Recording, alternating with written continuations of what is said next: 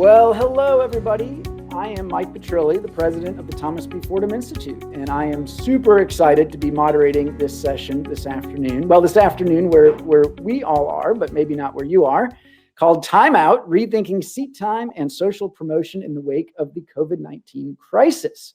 I should warn you that, doing this from home, I've got Zoom school going on upstairs, and it sounds like my fourth grader is starting gym class as we speak. So I just heard the ceiling rattling. So there you go. This is how we roll, right? Let me first and very briefly introduce our fantastic panel that we have here today, and then I'll describe a little bit about what we're going to try to cover, and we'll get right to it.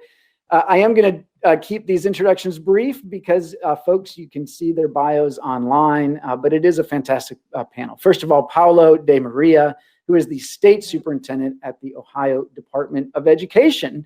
And Paolo has been doing amazing work both inside and outside of government for many years and leading Ohio's efforts to cope with this crisis and so many other things before that. So welcome, Paolo. Great to be here. To the panel. Yes. Also joining us, Diane Schazenbach. I hope I said that okay, Diane. I should have checked with you ahead of time. Okay. All right. Director of the Institute for Policy Research at Northwestern University. Diane, welcome. Thanks. Good to be here. Yeah. And Diane, again, studies all kinds of things in education policy and beyond. One of the things that she certainly has dug into, she did a great article for Education Next, where I'm an editor a few years ago on the debate around redshirting young children, kindergartners, and really thought that her perspective was important when we think about some of these questions around how we use time, including how to address the challenges coming out of this crisis. And last but not least, we have Michael Horn, senior strategist at Guild Education, among the many other hats that he has worn in the world of education policy and ed tech. Michael, welcome to the program. Thanks for having me, Mike. All right. So what we are going to cover today is really what I view in my head as two big topics that I see as related, but I don't know if everyone else would agree. But it's how can we both take advantage of some of the flexibilities in time and location that we've been experimenting with during this awful crisis? How can we take advantage of that after the crisis is over? Both to solve a major problem, which is so many kids that have not been making as much progress as they otherwise would have. How do we address that once we have kids back in school, in person, full time? And then second, are there some things that about this crisis that we might want to keep permanent? So for example, do we want to allow more schools to be able to have a kind of hybrid approach, not hybrid in the old blended learning model, the way we talked about it, but hybrid as in having kids do some of their coursework from home instead of always in person at school, or playing around with the schedule so that perhaps some students can sleep in the morning instead of getting up at the crack of dawn and do more of their coursework later in the day or even at night. What are some of the possibilities here as we get through this terrible pandemic? I think, again, in my mind, those questions of timing as well as location are all kind of connected, but they do fall out differently, I think, especially depending on the age of the child that we're talking about and just what we're trying to achieve here. And it's my assumption that some of these innovations are things that any school could pick up and run with and experiment with, but in many other cases, they're going to take some change at the policy level because we know that we still have on the books, we have seat time requirements, we have credit hour requirements, we've got all kinds of things that have been built into our system over the years for in many cases, very valid reasons that would get in the way of schools that want to continue to innovate in that way. So we're going to unpack all of that with this great panel. Those of you out there watching, excited to get you into the conversation soon as well. So let's do this. Let's start by thinking about the challenge of educational recovery. Just the other day, we have new data out from NWEA that showed us some really interesting trends, some not as discouraging as we thought they might be, some other pretty discouraging. But what they found is in their fall assessments that are now complete, when they look at the millions of kids around the country that took the MAP exam, they found that in math, we did see pretty significant slowdown in progress compared to what we'd usually see. In reading, surprisingly, not really so much. Looks like kids are more or less on track. Now, the big caveat is there's a whole bunch of kids missing from the sample, about 25% of kids. And it does look like those are kids who are much more likely to be poor and to be Black and to be brown. And so we have to really be careful how we interpret those results. But it is possible that the what some people call learning loss, what other people prefer to call what maybe a learning lag or unfinished learning, maybe isn't as terrible as we think, although, again, hard to know for those kids that aren't showing up at all. It may be that kids that are participating with remote learning or the hybrid in-person learning are doing okay. The kids that have dropped out of the system are likely doing terribly. So, let's imagine these miraculous vaccines continue to come into to play, and that certainly by next fall, we've got all educators and let's say most kids vaccinated, the pandemic is over, and we are back to, quote, normal. And now we can focus on recovery. We can focus on how do we help accelerate progress for those kids who have probably fallen behind. One possibility is, can we find ways to give those kids a lot more time? And so to the panel, I'm curious your thoughts about that. How might we do that in terms of more time? And should we even consider a big play, like not just adding maybe more instructional time to the day, but let's go and add a whole nother year of elementary school if we need to help the COVID generation catch up? Who wants to go first? Superintendent De Maria, do you want to? Yeah, sure. I'll take it. I think it's an excellent idea. We, in fact, are thinking already about summer school. Can we make summer school a more robust experience in Ohio? Again, as a precursor to a lead up to the next school year. I think the other thing, and I tip my hat to Eric Gordon, who's the CEO of Cleveland Metropolitan School District, who's really thinking about, how do we move to more of a mastery-based, a competency-based learning program, so that it's not so much like, okay, well, you've done your 9 months in third grade. Of course, you move on to fourth grade. These grade levels are really fairly arbitrary structures where we are sort of expecting every student to sort of be at the same place at roughly the same time, or we move them along, and have they really been prepared to excel and succeed in that following grade level? So what might some of those things look like that begin to in some ways dismantle these artificial constructs? And to your point, if a student needs more time to make that transition from elementary school to middle school in order to really ensure that they're going to be successful, can we build that in? And what might that look like? I'm interested in exploring that. I know Eric's doing some things. He's already got a number of year-round schools, which is also an amazing phenomenon.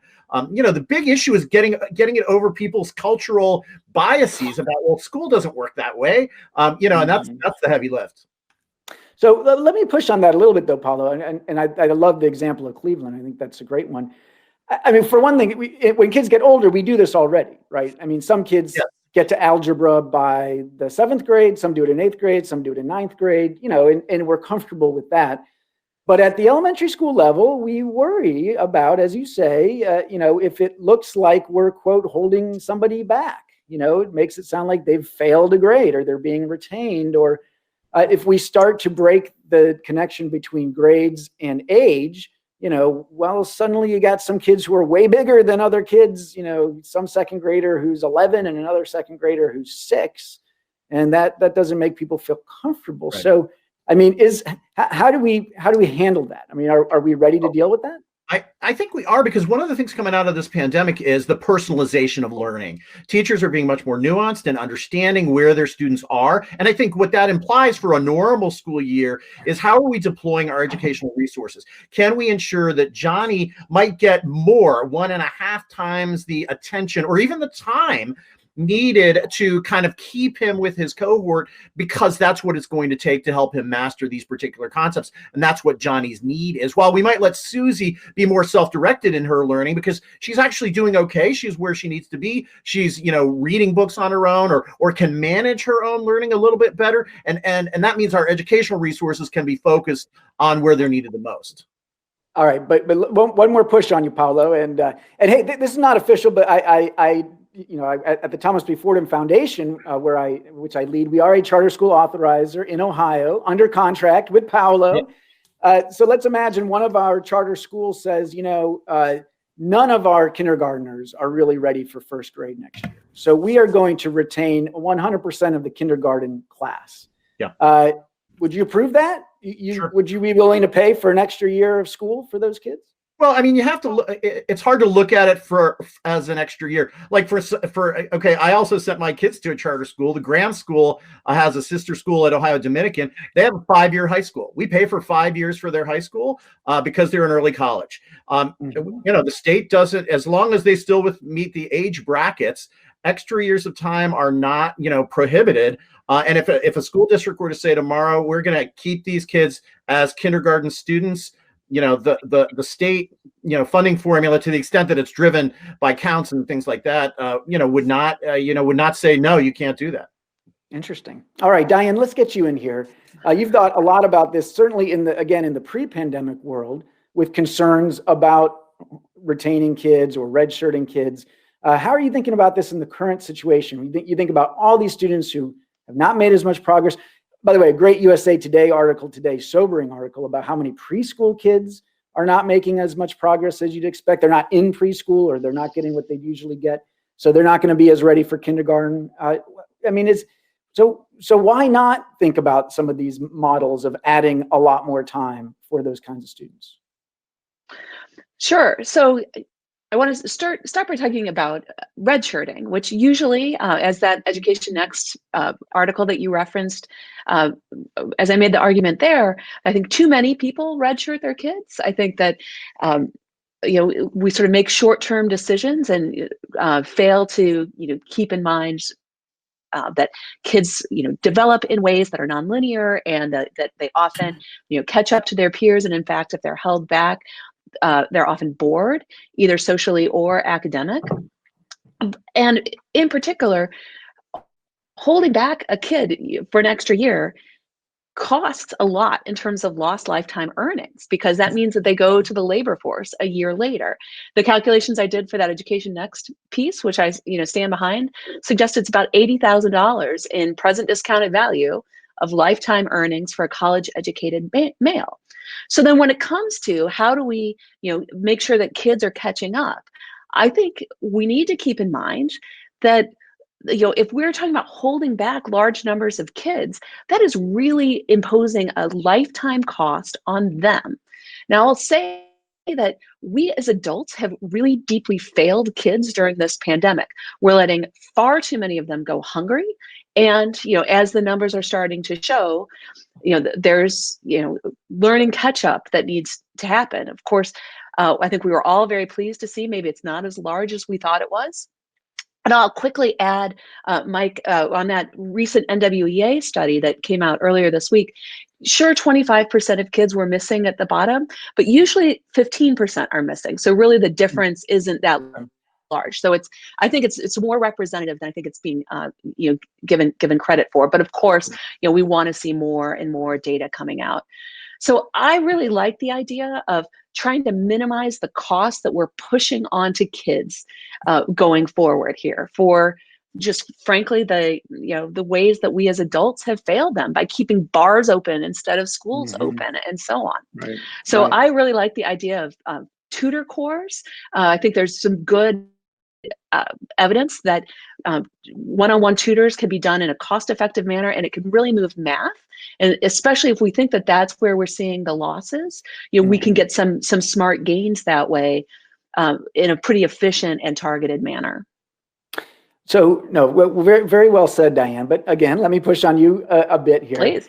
So, even before the pandemic, when you looked at high poverty schools in particular, high poverty elementary schools, there were basically no high poverty school in the country was getting a significant proportion of its students to grade level by the end of elementary school, right? I did an article once looking at how this plays out in KIPP DC, which gets, is a fantastic network. They get a ton of money, like over $20,000 a year. They have full-time preschool at age 3 and 4. I mean, it's sort of your dream. It's like the best case scenario of giving all the resources, expertise, great model that you can do. And they get amazing results, much better than you would see in many other places. But even they are not getting all of their kids to grade level by the end of the 5th grade, right? Now, Uh, so then what? One argument out of that is people say, well, we've set the standards too high, right? They're just unreachable. They're unreasonable, that the Common Core standards are not grade, they're not grade level appropriate. I would argue back to that saying, well, but more affluent kids are reaching those standards, right? So, and they are the standards you need to meet if you want to be on track for college and career success. So then, then the argument is, well, what else do these kids need? They already have an extended day and year and all these things that KIPP. Why not say that, hey, it could be that especially kids growing up in poverty, they are, face such great disadvantage. They come into, as soon as we can measure it, we know that they are already behind academically. So why not get used to the notion that they just may need more time? And if we give them that time when they're young, then we don't have this issue where at every grade level, when they're 6th grade, 7th grade, 8th grade, 9th grade, we are always struggling to help them do grade level content because they're already behind. Why not get them caught up? And if this crisis is making that problem even worse, then again, why not? It's an interesting question. It really makes me, it's also, I think, completely unexperimented with, right? So we don't really know what will happen. I think the evidence that we have from places that did a lot of retentions, like we used to do here in Chicago, doesn't have great outcomes from giving kids that extra year, when we sort of ban social promotion. And to the extent that that means that more kids are then, hitting the age with which they can drop out of high school, talk about the worst economic decision that you can ever make. It's dropping out of high school. And I, of course, am quite concerned that we're going to see that, increase this year. But, and then if we're systematically holding kids back, I think we'll continue to see that. Yeah. All right, good. Well said. All right, Michael. Oh, go ahead, Pablo. If I could, part of it depends on what's happening, right? If a student simply repeats a grade and the same thing is delivered in the same way without any sort of recognition that, well, we didn't get it right the first time, or for some reason we didn't really help the student advance or acquire the knowledge and skills that we wanted them to acquire, that's a problem. But I think the flip side is if some extra time positions a student to be more successful in later years, which means that they'll be more successful when they transition to college, then in fact you could argue there are instances where it could add to their lifetime earning opportunities. This goes back to the 5-year high school. So 5-year high school does that because more of those students are likely to be successful post high school. Then that's a tension between the studies, Diane, that you're doing and the challenges that we see many times when high school students aren't prepared to succeed in those post-secondary opportunities that add to their wage earning capacity. Right. And some of what I'm trying to propose here is different than regular retention, right? It's not necessarily on a kid by kid basis. It's saying, let's take a whole cohort and give them something extra, and therefore there's no stigma. I mean, another example is the kindergartners this year, right? Who are doing remote kindergarten. I mean, oh my goodness, we all know that that's not kindergarten. The whole point of kindergarten is to get them used to routines and norms and socialization and all of that. So do we just move them into first grade next year? What if we wanted to come up with something called kindergarten and a half, and maybe take, say, 2 or 3 or 4 years to try to work them to get back onto grade level, onto the normal trajectory. Now, again, maybe that could all happen behind the scenes, that a school could just say, look, we're going to, in effect, lower our targets for the grade level content we're providing to kids, and we're going to kind of try to get them back on that trajectory over time. Or you could tell the parents, this is actually what we're doing, and your kid's now in kindergarten and a half, and we're going to give them an extra year elementary school. All right, enough of my talking. Michael, you get in here. What do you think about all this? Yeah, well, look, as someone who repeated kindergarten, not too far from where you live, Mike, at Woodacres Elementary, and went to a K-1 split, and we've seen in California they have the notion of the TK year, right, for people who are sort of on that bubble of where should they be and so forth. I think it's an interesting proposition, but the bigger thing that I'm hearing when I hear the conversation is we need to get beyond sort of a one-size-fits-all policy prescriptions and just assuming that everyone should fall into something, because the averages are going to clearly tell us one thing. Diane, your research spot on there, right? But then when you peel back some of these layers of the onion, one child in a particular circumstance that's just missed a couple concepts that cause them to perhaps fail something, they're clearly in a different circumstance from someone like me who was, literally absent for, like, my mom could tell you exactly, but probably a third of the year or something like that. So that's a different circumstance. And I think that nuance is what we need right now. And this is where, in my mind, the grammar of schooling that Cuban has talked a lot about over the years really gets in the way of innovative solutions, because we think about it in terms of repeating an entire grade, or sort of these blunt X things, or your course is X, as opposed to, what if we dug a little bit deeper into the Common Core standards, and we're very clear, these are the standards you need to master because of the implications they have for future learning. These are the building blocks. And, you actually get to continue to progress with your peer cohort, so that you're not missing on those socialization options. But thanks to tutoring, thanks to personalizing learning through technology in better ways than I would submit we've seen a lot of schools do across the country over the last 9 months, we're able to very clearly target some of those. And Diane's point earlier, people grow in jagged, nonlinear ways is exactly right. And so I might be, I might struggle a little bit in math. I'm doing great in social studies. You keep me with my age cohort, and then all of a sudden something clicks, and I zoom up in a different subject and so forth. I think we need to have a system that can embrace that type of thinking. And corresponding, we probably need to move to a funding model that is looking at the average progress of individuals as opposed to average daily attendance and factors like that. Mm-hmm. Yep. Okay. And what does this look like, say again, in an elementary school, in a way that doesn't, again, feel like we're retaining kids? Or maybe we don't. Maybe we just assume that almost all kids are going to keep moving forward officially, because we can't do anything about that grammar of school, or it's too hard a problem to solve. But within the grade spans, what you're doing, a lot of small ability grouping throughout the year. Is that what you're picturing, Diane? Or Michael? Go ahead. Yeah, go ahead, Diane. All right. I was going to say that every elementary school teacher that I've ever met talks about the first couple of months is reteaching what you taught last year. We just have to do more of that, sort of on steroids. And then I really like this idea of, targeted supports for the kids who are really struggling. But I think we can, especially now that we've seen the magnitude of the losses, I think we can do this sort of on the normal schedule for most kids. Mm-hmm.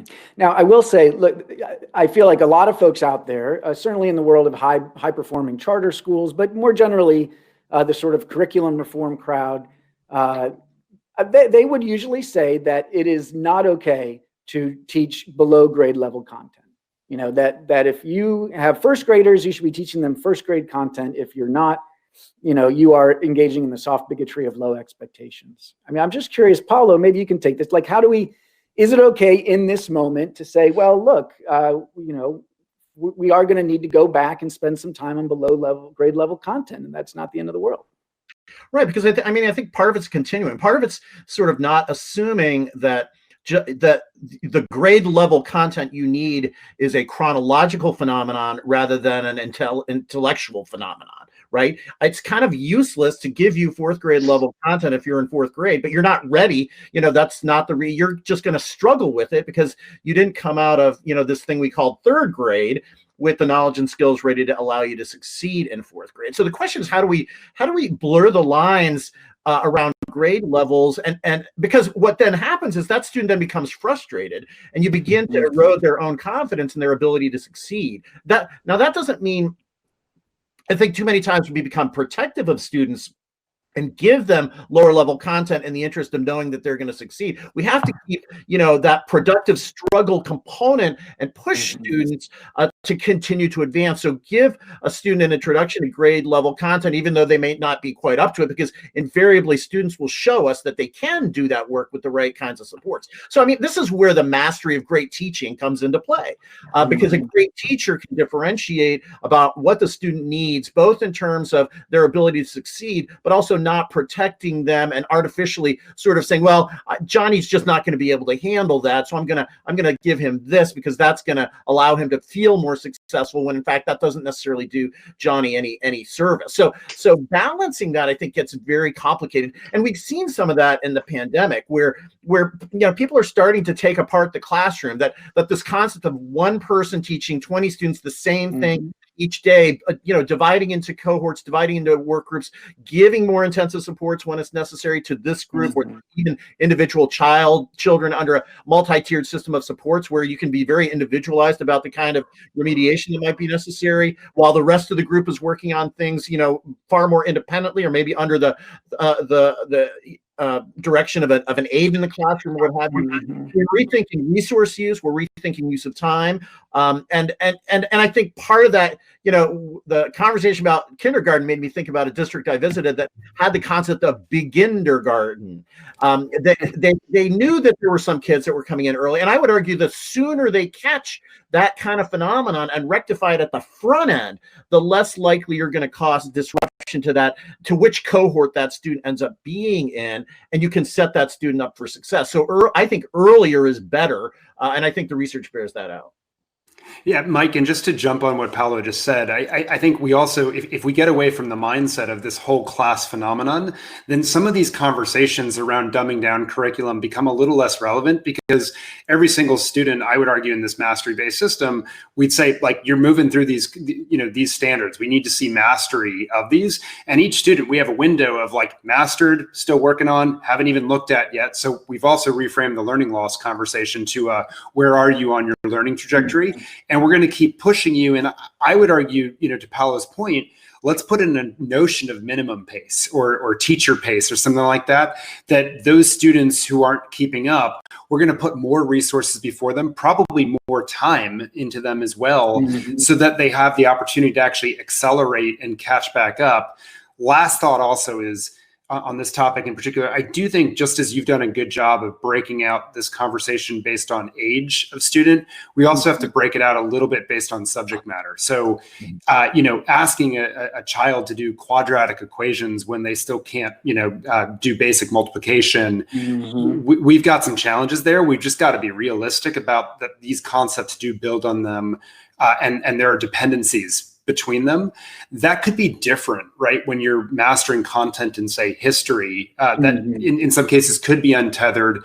And as you write a ton about, have clear linkages to your reading ability as well. It's not the fact that we have to level down the text or something. It's like, I don't have the background knowledge to even access this.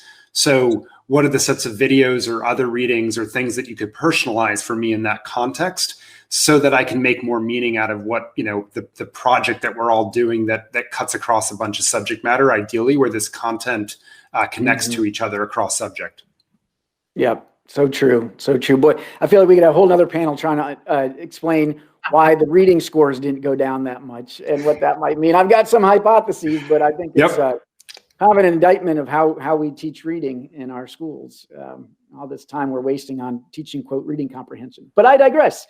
All right, well, let's turn the page here a bit and now focus on older students and on some of these opportunities that are coming out of this pandemic. And I think we've all heard some examples of teenagers saying, there's parts of this I kind of like. I certainly like being able to sleep in more in the morning and not having to get out to catch that school bus at early dawn.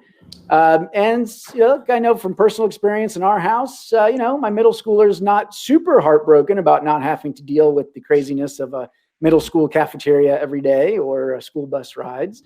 And I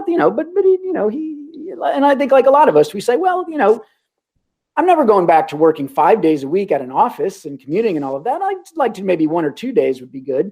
Are there some new possibilities that this has opened up where kids, we don't have to either tell them that either you're going to be 100% Monday through Friday, regular traditional school like we've done for 100 years, or you can do this very, strange thing called homeschooling or strange thing called full-time online, that maybe we can allow some mixture in the middle. What might that look like? And what are the opportunities here as we think about that? Michael, you want to go first on this one? Yeah, absolutely. I think there's some significant opportunities. I've advocated a couple years ago, I think at this point in a piece, that we should stop talking about flipping the classroom and we should talk about flipping the school day for high school students, to recognize the rhythms of how they actually sleep and when they're at their best performance, and allow them to sleep in a little bit later.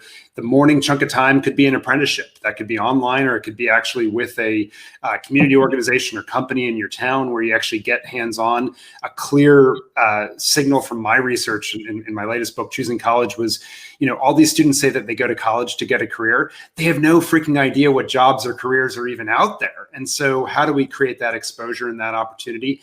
Then maybe they go to school, they do some projects, they do extracurriculars, spend some time there, and then they learn online from home, and maybe they're only taking 2 classes at a time because that allows them to go deeper and focus more, something like that.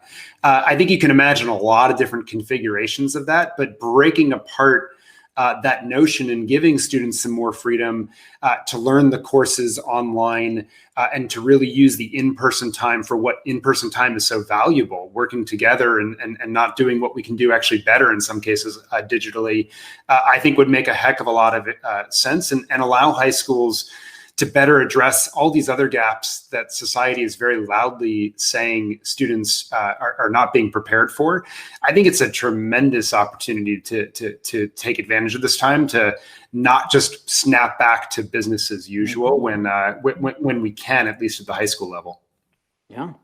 Paolo, what do you think? Yeah, I mean, so just to build on that, I think the notion of helping, give students the ability to self-direct their own learning. And to Michael's point, start with finding out what are their passions, what are their interests, because if I can bring greater relevancy to what they're studying, it's likely to be more impactful. So that if they know that they want to go into the health services, if they're learning mathematics that way, if they're learning history that way, if they're understanding social studies in the context of what they're likely to be doing with their lives, and those things are integrated rather than segregated into different, now I'm in algebra class and then I'm in English class, and nothing relates back to what it really is that I care about. How do we help students do that and then take charge of their own learning? Because we know students can learn on their own. Every time I watch a person playing video games, it's like they don't stop when they've mastered level 1, right? If they're interested, they're going to go on and master level 2 and push themselves and fail. They're going to fail a lot to get to those levels. So there is that innate, if I'm interested in it, if I see its relevancy, I can work at it myself. So the question is, how do you then build that interest, identify where those passions and interests are, and then guide the student in doing that with the right supports to make sure they are getting the math they need and the writing skills they need and the literacy skills they need. But it's built around, I see more project-based learning. I see more sort of internship, work-based learning experience that combines with what's happening in the classroom, because I think that's really what's going to make for a richer environment that's going to be much more impactful. One quick thought on this, by the way, Mike, which is something, again, you've pointed out about the age, just leveling off what Paolo said, which is if we imagine the Common Core not just being clearer and higher standards, but also fewer, that you can get, like, ideally those get mastered. And then you allow for students to go deep in certain project areas as they move into high school to figure out who am I as a person and start to answer that question in some measure. Diane? I just add to this 2 quick points. The first is we have known for 20 years that it doesn't make any sense to start adolescents at school at such an early time of day. And, so maybe indeed, in part of recovering from this pandemic, we'll make some smarter choices about let's just change the bus route times. But that doesn't need to upend the whole day, I would argue. But second, I have certainly heard stories of people who have thrived with online learning. I can absolutely attest that is not the experience that we are having with my 3 kids in our house. And, so I think that underscores, certainly there will be more opportunities to do some online learning, but really underscores the need for choice and sort of figuring out what's best for your own kid and pursuing that. I'll tell you what, I can't wait for them to be back in person because the learning that they're doing right now is just not up to par.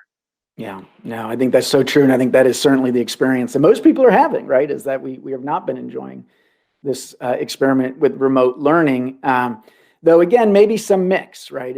I guess that's where my head is could you have a mix? And, even with the school bus routes, right? I mean, you get into this and the challenge is always, well, you move the start of the high school day back, then how do you fit in all the classes in order to have extracurriculars?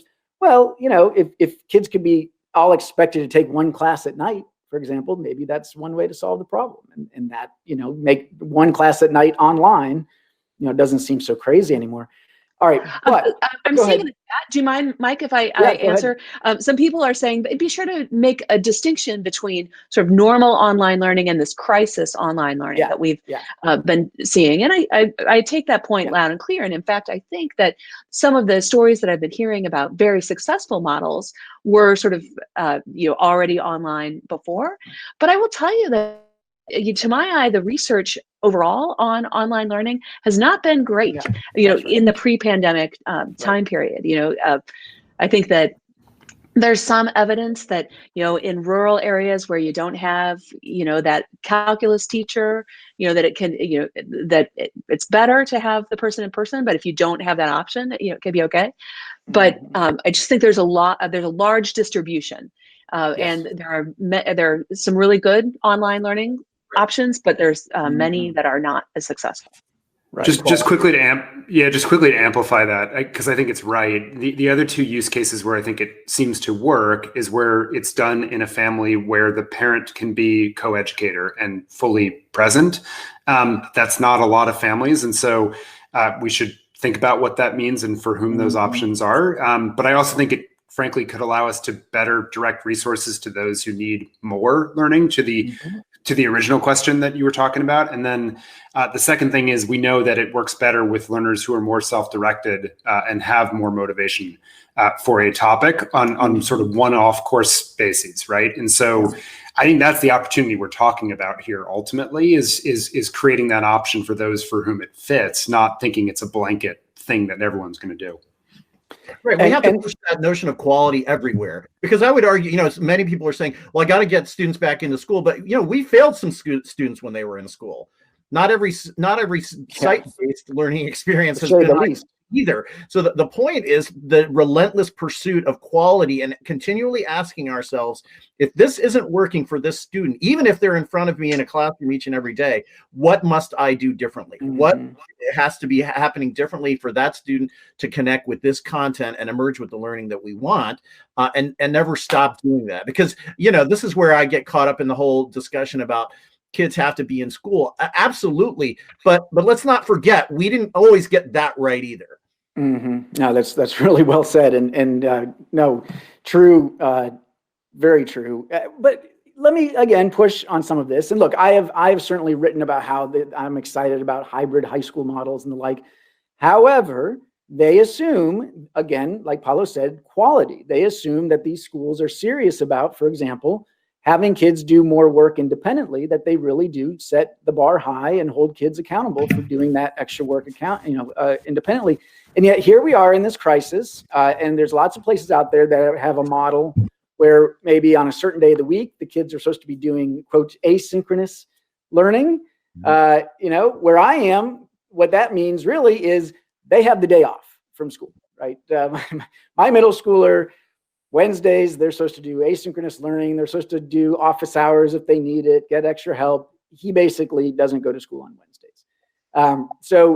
This is why way back when, I'm sure that those state regulators, people in Paulo's seats, decided to have these requirements around seat time requirements, right? Because if you didn't require 900 hours of instruction a year, split into the various subjects, there were some schools out there that just gave up, weren't doing much. I mean, we saw last March, April, May, that there were places that just gave up and basically did nothing, or did an hour a day or 2 hours a day.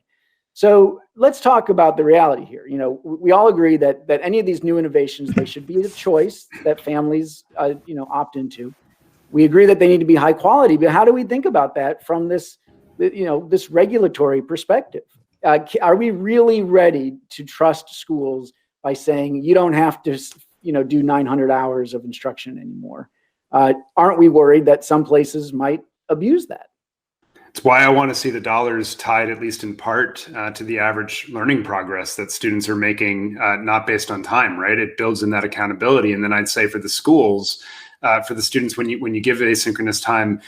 Build in accountability structures like leveraging what we know about peer effects and so forth to create some motivation and to tap into the intrinsic motivation of the learners for them to actually want to engage and be part of it, as opposed to just assuming that it'll somehow work. But I think there needs to be shifts in practice and also shifts in the funding formula. I mean, we talk often that people follow incentives. Well, the incentive is extraordinarily clear right now. Get in normal times, which is butts and seats, pay dollars, and that's the wrong end of the student to be measuring. Yeah, and not just that. I mean, at the high school level, we have these Carnegie units still, right? I mean, everything that you talked about, Paulo, about all these cool things we could have high school kids doing during the day. Well, you can't right now. I don't think in Ohio you can do that because you don't have the time to do all that stuff and get to your number of credits that you need to graduate from high school. Now, you get rid of those credit requirements, we worry that we're going to have places where we've lowered the bar, right? I mean, we put those requirements in place because we wanted all kids to be college and career ready, as having a progression of math and English and all these other things. So how do we balance these ideas? So I'll start by saying in Ohio, you can actually get away with quite a bit of this because we have a credit flex policy and we also have an integrated learning policy. So if you're a creative teacher and you think, hey, I'm trying to put together a unit with a math teacher and an English teacher and a social studies teacher around, some aspect of the Civil War, let's say, and we're going to do data analysis, we're going to work on those skills, you can actually develop that in Ohio and end up, granting the requisite number of credits for the different subject areas in the context of an integrated course. So there's a lot of, now not too many people take us up on that, which, but it's there. The policy framework exists for those kinds of things to happen. So, I mean, part of it is your point is exactly right, that it is a matter of, do we trust the system? But to Michael's point, people respond to the incentives, but they only respond if they know what to do. And I think that's where it's been challenging to us, right? So many times we put these policy levers in place. You will be labeled a failing school, under these circumstances, but we don't then follow up and say, okay, here's how you actually dig into what's happening or not happening in your school and actually change that so that you can in fact succeed under the system that we've created for you. And so invariably, this is where you get all the pushback against accountability systems and assessments. It's demoralizing, and people are looking around saying, I'm not sure what to do, which means, and sometimes it's things that are really staring people in the face, but they don't think it through. I still see many times when curriculum is not aligned, or the activity, the actual teaching in the classroom isn't reflecting the standards. Some of the research that shows less than 50% of what's actually happening in a classroom setting speaks to the standards that are expected for that class. I mean, those are things that we can actually turn around if we A, help people understand them better, and then B, help them improve on those things and use higher quality instructional materials, use approaches that are more aligned, and it doesn't have to be a high cost proposition. So one of the things we're doing in Ohio is trying to focus more on that supporting great practice and continuous improvement processes that allow teachers to identify problems, identify differences in adult behavior that might move those problems, and measure in short cycles what changes are seeing happening, and then build on that as they see results occur. All right, good. All right, well, let me get to some of the questions. We've got some great chat going on there in the room chat, which is great. You can put questions there or in the actual question and answer box. It's fine. But let's go to Patrick O'Donnell of the 74 and of Cleveland in your home state, Paulo. He says, first of all, hello. Patrick's a good friend. Asks, he says, do you think more Ohio kids need to be held back for next year? And more broadly, what has happened legally to allow Eric Gordon in Cleveland and others to use mastery approaches more? And do we need more legislative changes to make that happen? So I think there are plenty of school districts and buildings using mastery and competency-based approaches, and sometimes they attempt to sort of integrate them into grade levels. I think a lot of times it tends to be more in high schools where you can actually get away with blurring the clear distinctions between 9th, 10th, 11th, and 12th grade. So it's certainly doable in the context of Ohio's policy structure. In terms of kids being held back, that's a very individualized determination. To me, the crux of that issue is what happens when that happens. It can't simply be, and frankly, Ohio's statutes around the third grade reading guarantee are structured, in such a way as to, discourage it from being simply a repeat of the prior year. Because again, it goes to the notion of, look, if this didn't work, what will work? And how do we encourage and foster the use of, really digging into the learning, proclivities of a particular student to allow them to be successful? So I'm not going to weigh in on whether it should be more or not more. That needs to be a decision made by teachers working with principals in consultation with parents, but really tuned into what the students' needs are and where they're likely to be best served. Okay, excellent, good. I'm trying to look here in the chat and some other questions about that we've had. A while ago, there was a great question about the challenge of retaining students. How do you present these ideas to parents and students from Tilly? Any thoughts on that? I mean, there are going to be, it just seems it's going to be likely. There's going to be some kids, again, I mean, unless we really try very different models. There's going to be more kids who are going to need more time. And so what can we encourage? How can educators have these conversations with parents about this? Any thoughts, Diane? Thoughts on this? Or I mean, that's the real, our culture, think of how long we've known that the agricultural calendar is not particularly necessary for the academic year, and how many people have either tried and failed with year-round schools, or the fact that it hasn't really gained a lot of traction, just because the baked into the way we live our lives, the annual arc of how life unfolds, and what we're really talking about here is disrupting some of that. Now, the more places that try it and do it successfully and show people that, hey, this is a really great model, and teachers embrace it, and families embrace it, and students embrace it, I think you'll see more and more catch on. That's why, Cleveland having like 8 or 9 year-round schools, I think is pretty incredible. And that's because people forget that these are, it's a really quality approach from both a teaching and a learning perspective. And I think the same is true with competency-based. It's when you start blurring the lines and get into those hard choices about, Susie really needs 1 more year in elementary school in order to really be successful in middle school. Or how do we engineer that elementary to middle school transition so that she can be as successful as she needs to be? And where might you find the additional time that's necessary? Is that a summer thing? Is it a longer, do we take more advantage of before school and after school programming with greater sort of academic intentionality and specificity? I think some of those things we have to explore, but it requires, I mean, the thing is, some of our models in education are very strictly built, like even our assessment structure, right. 3 through 8 is when it's not like at different points of progress, it's 3rd grade, 4th grade. So we've embedded those paradigms that we live under within our assessment structure, and that forces people to kind of, how does the whole assessment thing integrate with all this? I don't know. But the answer, I think ultimately the answer is we've got to try doing some of these things and pushing the boundaries in the interest of helping more and more students succeed and make progress on the trajectories towards success, from where they start. Yeah. So Mike, on this, I agree with everything Paolo just said. I'll tell a quick story about this that throws my mom and me under the bus a little bit. That might amuse. But several years ago, I was in a Memphis airport, I think, and she called me up and started screaming on the phone for about 30 minutes about some article she had read on the Washington Post about how a school in Montgomery County had moved away from A through F grading to what sounded like a mastery-based grading scale. And can you believe how they're dumbing down schools now? And I let her go on the tirade for about 20 minutes. And at the very end, I meekly said, this kind of sounds like what I actually work on and push for a living, Mom. And what occurred to me, though, is that I suspect the school that rolled this out, they led with the what, like, we're changing grades, or maybe nothing, right? There was no communication whatsoever. All of a sudden, a new report card with a system that made no sense at all to parents came home. They complained to a reporter, story comes out as it does, right? And I think we need to do a much better job of 2 things. One is leading with the why, not the what.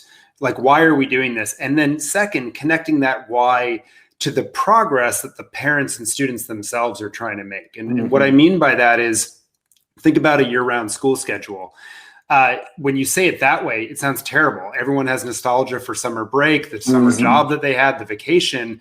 If you instead frame it in like, like, have you tried to patch together your kid's summer lately and try to figure out all the programs and like the spreadsheets that you have managing this? It's a freaking nightmare. What if that wasn't a choice or decision set that you had to make, and we thought about a balanced school calendar? We could give you these chunks of time still to have as a family and make memories, but alleviate some of these other challenges. We've just reframed the conversation dramatically, and I think we have to do a better job of that at all levels, when leading with the why and framing it in the problems or progress that individuals are actually trying to make in their lives. Now, that's well said. And I've always thought about how, imagine if colleges right now said, okay, because of this has been a crazy year, we're going to give students, you get an extra 5th year at our institution because we feel bad that you've missed out on the college experience. People would be like, wow, that's amazing, especially free 5th year. If we could say that, like, we're going to give you a free extra year of elementary school on us, maybe that would sound better. I don't know. It doesn't play off like that, right? When you're like, you can come in on Saturdays for extra tutoring, that doesn't sound like a good thing. That sounds like a punishment, right? So these are challenging. This is challenging. Yeah, Michael's point about the communication realities and how we approach them and how deliberate we are, and make the case. You got to make the case, and people will come around, and maybe even co-design the alternatives with students, with parents, help them understand the long-term ramifications of maybe continuing to do things the way we do, and build that kind of buy-in.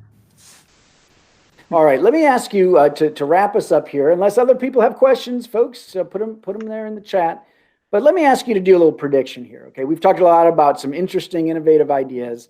I want you to do a little predicting. If we got back together again a couple years from now, are any of these things going to be put in place, or are we basically going to see schools just going to snap back to doing what they did, move kids along, kind of ignore all of these great ideas we've been floating? What do you see happening over the next couple of years?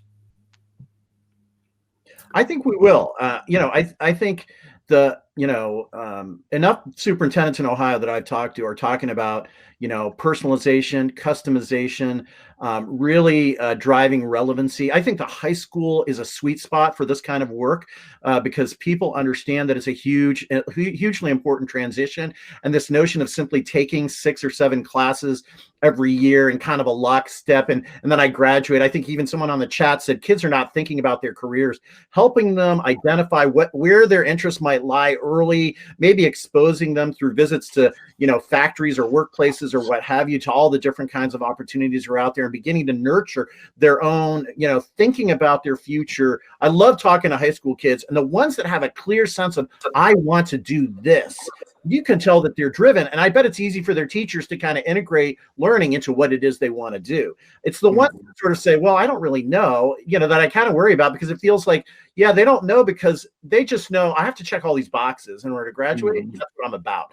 And it seems to me like such a shame that here are these 4 years of great time of exploration and what have you, that you could almost design, again, given the liberty, whatever you want. How do we figure out a way to do that? Because again, once you unlock that relevancy and engagement, you're going to have, especially for some of our least advantaged students, you're going to create a much greater opportunity for them, and it's going to lead to a lifetime that's going to pay off.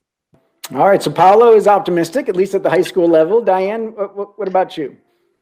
Well, for one, I think that in 5 years and 3 years, we're certainly going to see that every level of schooling is going to have to be thinking about how to do this sort of reteaching for quite a while. I think the loss that's happened during COVID is not going to go away in 1 year, and it's even up through college. I think we're going to have to see a lot more. I guess what are often called remedial classes being taught. And I think those will be with us for a long time. I certainly hope that Paolo is right about, more personalized learning. I guess from where I'm sitting, I have not seen a ton of embracing of flexibility in the schools, but I'm optimistic hearing you talk about maybe from where you're sitting, you're seeing more of it. So that sounds good. Certainly, we've got the technology that we should be able to do a much better job of customizing to individual kids. I think we have the teacher workforce that can do it. They've got creativity. There's some training that could happen, but we should be able to do much better for our kids, and hopefully this will help push us in that direction. Okay. And Michael, what about you? Yeah, so I'm hopeful that Paolo is right. I think Diane makes a lot of good points about the reality.